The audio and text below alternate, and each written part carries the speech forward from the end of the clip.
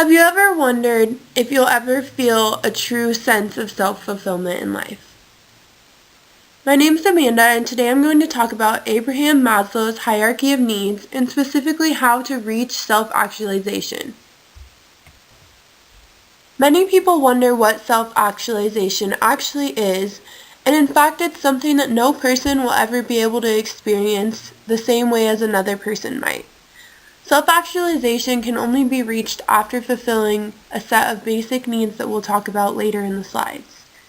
Each individual will feel a sense of euphoria in different aspects of their life, and often when reaching self-actualization, it's achieving some of the greatest desires in your life, such as true love, maybe going to the Olympics, or just setting that brand new sound record that you've been working on for the past couple of years. Self-actualization is something that you're always striving for. It's not just a certain thing that you reach. It's a state that you have to always constantly be working at in order to be constantly feeling like you're actually in that state of self-fulfillment. Abraham Maslow created the theory of human motivation, and it was published in the Journal of Psychology around 1943. This is where he began to talk about the hierarchy of needs itself.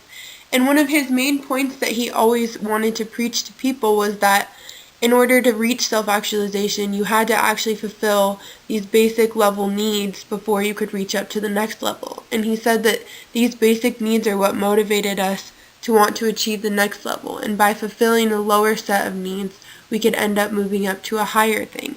And we'll see in the next slide.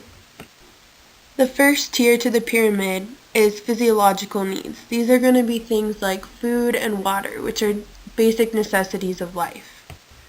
The next tier is going to be our safety needs. This is having a shelter, somewhere to sleep, making sure that we have warmth. The next level is described as a sense of belonging or a sense of love. And this is important because human nature is innately wanting to strive to have that human interaction. That's what makes us have, a sense of desire for love and a sense of compassion and a sense of being able to really communicate with somebody and relate to them on a different level.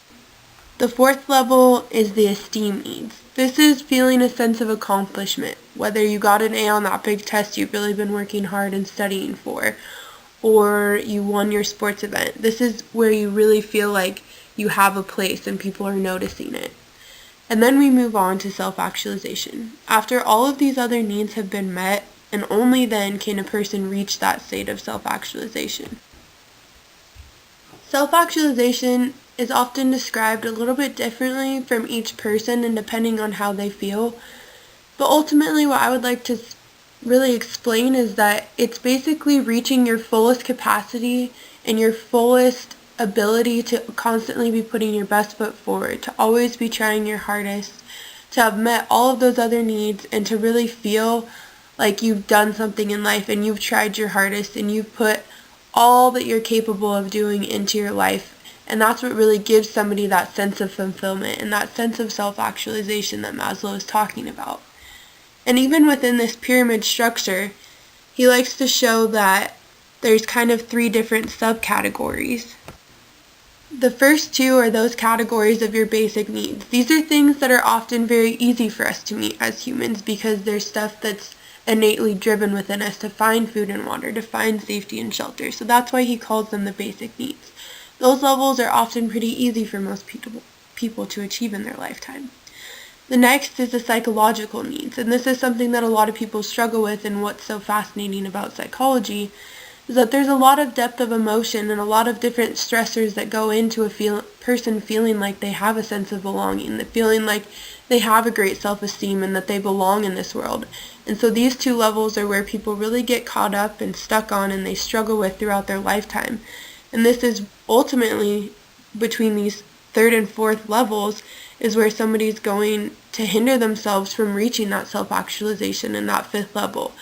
And this is why it's crucial to understand that people need to feel a sense of belonging. They need to feel loved. And it's crucial, otherwise they're not going to be able to really reach that next step in life. And some people never do reach that fifth step of life. Overall, Maslow's hierarchy of needs is something that's really, I think,